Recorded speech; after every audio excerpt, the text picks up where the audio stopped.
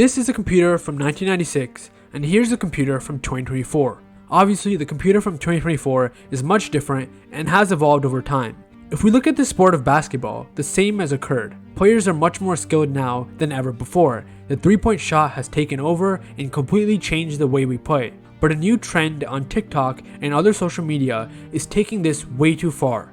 They're saying Michael Jordan is overrated and has no left hand. And as a member of Gen Z myself, I think this disrespect for Jordan is simply insulting one of the best players, if not the best player, to ever touch a basketball court. Let's go back to the late 1980s. At this point, Jordan was one of the best players in the NBA, but was still falling short in the playoffs. And his main opponent was the Detroit Pistons. And this bad boy Pistons team wanted to do something to stop Jordan and win championships. So the team implemented something called the Jordan rules to stop Michael Jordan. The three main concepts of the Jordan rules were to physically challenge him, send multiple defenders, and force him to go left. Everybody knew Jordan wasn't nearly as effective with his left hand, and that's a known fact.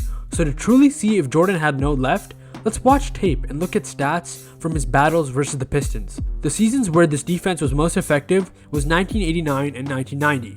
The Pistons actually beat the Bulls in both of these seasons en route to a championship. In both those series, Jordan averaged 30 and 32 points per game respectively. In Game 3 of the first series, Jordan scored 46 points and hit the game-winning shot.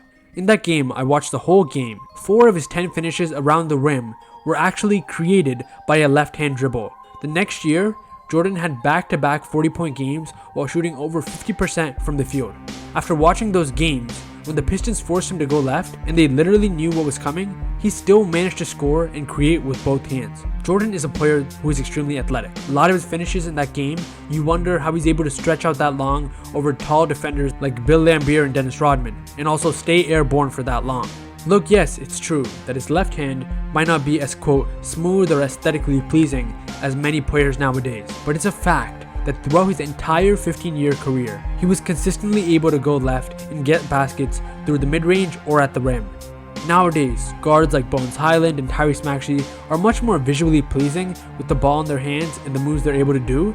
I understand basketball is an art, but MJ was extremely consistent and talented with both hands. It doesn't matter if the dribble doesn't look good, he averaged 30 plus points per game for the majority of his career with that left-hand dribble that people are calling weak. NBA offenses now are much better spaced, giving players more space and freedom to create and get open shots. In the 80s and 90s, all the action was inside the arc. When Jordan was dribbling near the elbow, there was at least one defender on him all times trying to force him to the sides. He then has to use a combination of his dribbling, athleticism, and skill to make a tough shot or get to the rim while attacking multiple defenders. This is what made it so hard to score in the 80s and 90s for Jordan, and he still was able to succeed at a great level. There's a reason this man won 6 championships with 2 separate three-peats. And if Jordan's left hand was so weak, then every team would have stopped him and he would not at all be in the GOAT convo. Let's go back to the Jordan rules. Seeing how it temporarily slowed him down, another team started using them in the 1990s. That team was the New York Knicks. They deployed the Jordan rules in all 4 series against him. And not only did he eliminate the Knicks every time en route to a championship, he averaged 32.3 points per game and had 15 wins compared to 6 losses versus them.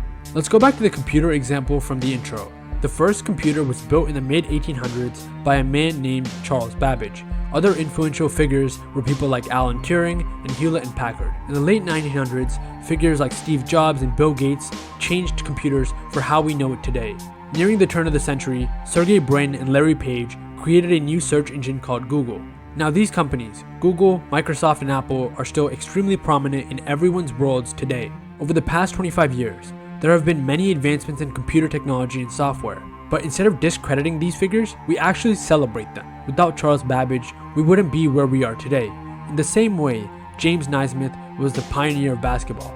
Obviously, both the computer and the sport of basketball have evolved a lot over time, which is why we should honor those that have paved way for how it is now.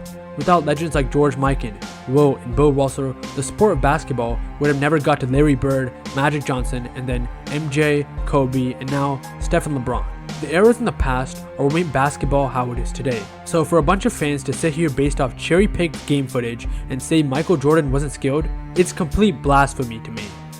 And to finish out the video, I want to talk about if Jordan could actually succeed in today's NBA. People say that he would be a different version of players like Jaylen Brown or DeMar DeRozan. And no disrespect to these guys, they're pretty solid all-stars. But in today's NBA, Jordan, like most players, would evolve with the game.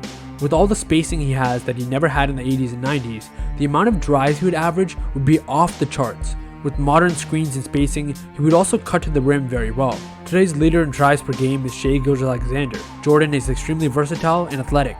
Not only will he finish very efficiently around the rim, but he would also be very elite at drawing fouls. Also sprinkle in some pin down and pull up threes to fit in with today's game. Another difference is that as the best player on his team, he'll be the main ball handler. The emphasis of Phil Jackson's triangle system was the distribution of the ball and having multiple guys handle the ball. But today in the NBA, Jordan would practically have the ball with him almost all the time. He would be the primary ball handler, and I think he would actually get a decent share of triple doubles and be a better playmaker than we credit him for. So not only do I think Jordan will succeed in today's NBA, I think he'll put up similar numbers to his career at the least, if not even better. Thank you guys for watching me rant or just talk about why I think a lot of the recent discourse around Michael Jordan and players from the 90s is completely false, and it's actually discrediting not only the history of basketball, but these guys who were so good in an era that is just different than how it is now. Hope you guys enjoyed. I'll see you in the next one. Peace. Bye.